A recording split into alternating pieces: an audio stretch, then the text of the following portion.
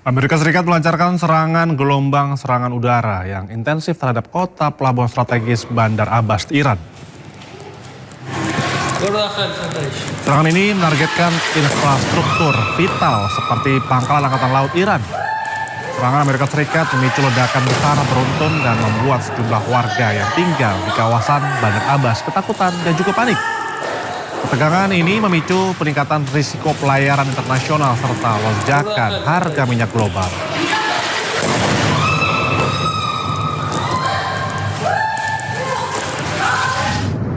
Sementara itu sistem pertahanan udara Iran kembali diaktifkan di sekitar Teheran dan beberapa wilayah lain menyusul eskalasi konflik dan rentetan senjata ke udara.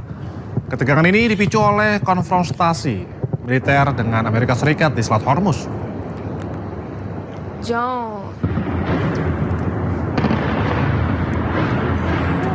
Ya pemirsa, di tengah tingginya eskalasi regional antara Iran dan juga Amerika Serikat, Iran memamerkan rudal balistik Zulfikar.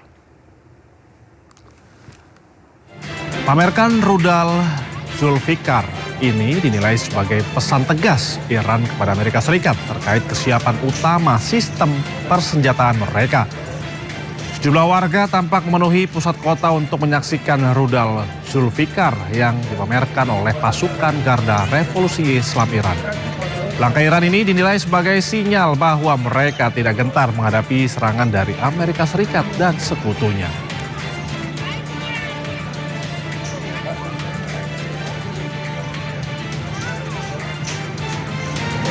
Dalam perang antara Amerika Serikat dengan Iran ini semakin memanas. Pasukan Garda Revolusi Islam Iran kembali menyerang pangkalan Ali Al-Salim di Kuwait milik Amerika Serikat. Pada serangan gelombang ke-27 ini, Iran menargetkan gudang amunisi Amerika Serikat. Selain itu, Iran juga berhasil menghancurkan 6 barak tempat penempatan untuk personil Amerika Serikat. Eskalasi perang antara Iran dan juga Amerika Serikat ini semakin memanas usai Amerika menggempur aset militer Iran tanpa henti.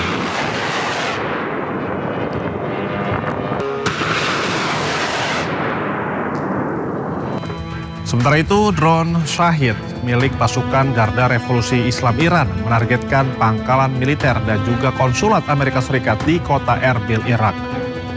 Sebuah drone milik Garda Revolusi Islam Iran terlihat terbang rendah di langit Irak.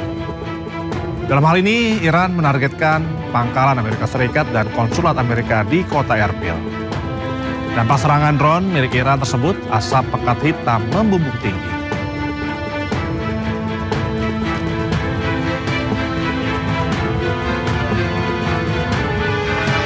Selain itu, drone Shahid milik pasukan Garda Revolusi Islam Iran atau IRGC menghantam pangkalan Amerika Serikat di Yordania. Ledakan besar terjadi usai drone menargetkan sebuah aset militer Amerika Serikat. Pangkalan Amerika Serikat terus menjadi target pasukan IRGC usai terus menggempur Iran tanpa henti.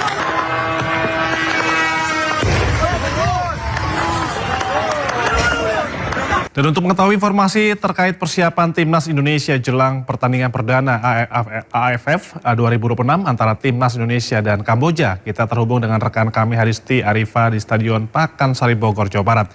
Selamat siang Haristi, seperti apa persiapan Timnas jelang pertandingan melawan Kamboja pada Senin besok? Silakan. Ya, selamat siang Itra dan juga pemirsa, betul sekali bahwa jelang pertandingan babak penyisihan antara Indonesia versus Kamboja yang akan digelar pada esok hari 27 Juli 2026, sejumlah persiapan tentu dilakukan oleh kedua tim, baik itu tim nasional Indonesia maupun juga tim Kamboja.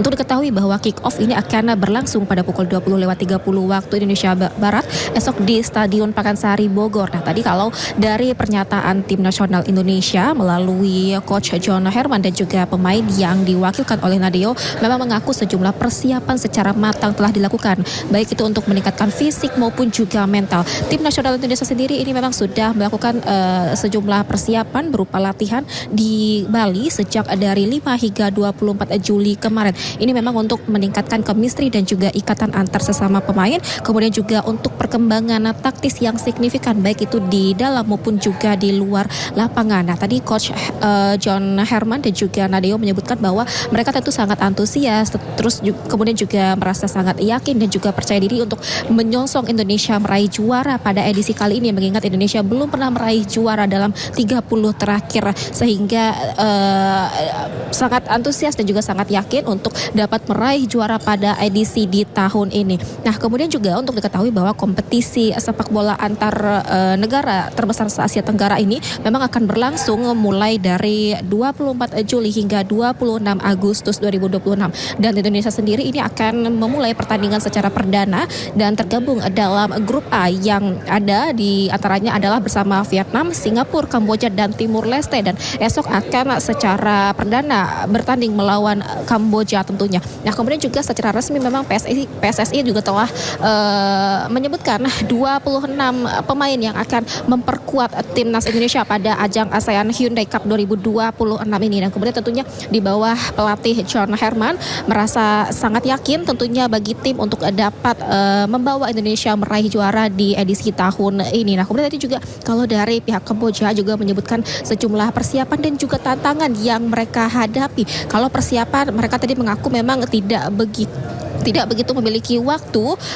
untuk menjalankan persiapan secara matang karena memiliki keterbatasan waktu, mengingat mereka sempat melakukan latihan ataupun juga melakukan pertandingan 2 hari sebelum terbang ke Indonesia melawan Singapura. Tentunya kedua tim baik itu Indonesia maupun Kamboja ini sama-sama merasa yakin dan juga percaya diri, dan juga baik itu Indonesia maupun Kamboja ini sama-sama melihat bahwa di antar mereka ini saling kuat, dan kemudian juga melihat bahwa Indonesia melihat Kamboja ini menjadi tim yang berat dan juga kuat, sementara Kamboja juga tentunya melihat Indonesia begitu kuat dan tidak bisa dianggap sederhana. Demikian, Indra. Baik, terima kasih rekan Hadisti menyampaikan langsung ataupun melaporkan langsung dari stadion dari Pakansari, Bogor, Jawa Barat. Kembali bertugas rekan. Terima kasih. Ya pemirsa, ada kejanggalan dalam laporan harta kekayaan penyelenggara negara atau LHKPN. Ex-Jampitsus Febri Ardiansyah yang menjadi tersangka dalam dugaan korupsi dan TPPU hanya tertera sebesar 18,26 miliar rupiah.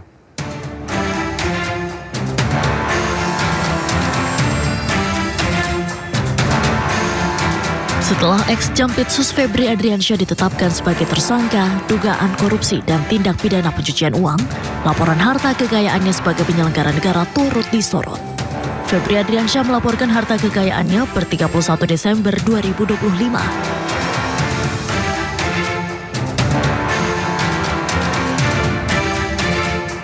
Terdiri dari tanah dan bangunan merupakan aset yang terbesar. Alat transportasi dan mesin, harta bergerak lainnya, gas dan setara gas, serta harta lainnya.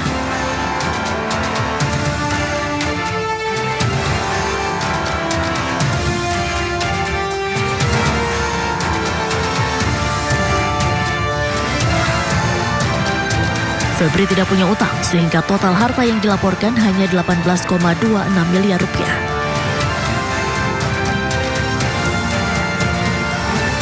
Dari jumlah LHKPN ini terdapat kesenjangan dengan temuan barang bukti fantastis, uang tunai dan emas batangan yang disita Kortas Tipikor Polri sejumlah 543,2 miliar rupiah dan 74 kg emas batangan. Dengan uang tunai yang disita saja jumlahnya 30 kali lipat dari harta yang dilaporkan, belum termasuk emas batangan. Meski Febri menyebut barang bukti yang disita ada pemiliknya. Sementara dalam konferensi pers di Kejaksaan Agung sebelum mengundurkan diri, Febri mengakui rumah Sentul yang digeledah merupakan rumah pribadinya. Namun ternyata rumah ini tidak terdaftar dalam LHKPN-nya. Yang kedua tentang rumah Sentul, ya, itu memang rumah pribadi Jampitsus yang sudah sejak lama. Itu bisa dilihat bagaimana proses kepemilikan sejak awal. Pada pelaporan berkala terdapat kenaikan kekayaan setelah menjabat sebagai Jampitsus dari tahun 2022 sebesar 6,3 miliar rupiah menjadi 18,26 miliar rupiah di 2023. Namun tahun 2024 dan 2025 hartanya tidak terdapat perubahan, tetap 18,26 miliar rupiah. Dari Jakarta, tim Liputan News melaporkan. Ya pemirsa, Menteri Koordinator Bidang Hukum, HAM, Imigrasi, dan Pemasyarakatan Yusril Ihza Mahendra ingatkan Gubernur Jawa Barat Deddy Mulyadi terkait sayembara penangkapan begal. Yusril berharap KDM tidak menggelar sayembara menangkap begal. Menurutnya penanganan tindak pidana harus mengedepankan penegakan hukum oleh aparat.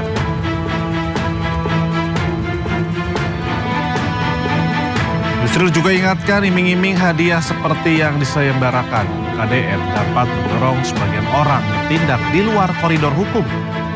Menurutnya masyarakat memang dapat membantu aparat, tapi tidak boleh bertindak main hakim sendiri.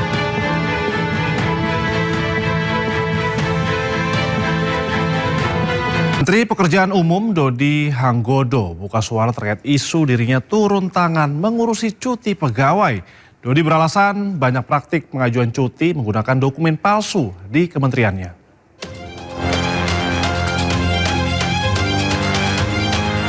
Menteri PU Dodi Hanggodo kembali menjadi sorotan publik. Kali ini Dodi dikritik karena diduga mempersulit cuti pegawai. Dodi pun buka suara dan beralasan terpaksa turun tangan urus cuti karyawan karena banyak praktek pemalsuan dokumen. Ini saya tarik rem supaya semua lari ke saya. Kalau semua lari ke saya kan saya bisa ngecek. Ternyata izinnya banyak yang potong gitu. Izin potong itu gimana? Izin potong itu maksudnya surat sakit palsu, surat apa palsu. Dodi pun menyebut akan menindak tegas karyawannya yang kedapatan memalsukan dokumen izin dan cuti. Rencananya, kebijakan sentralisasi izin cuti bersifat sementara. Dari Jakarta, Adi Firmansyah, iNews melaporkan.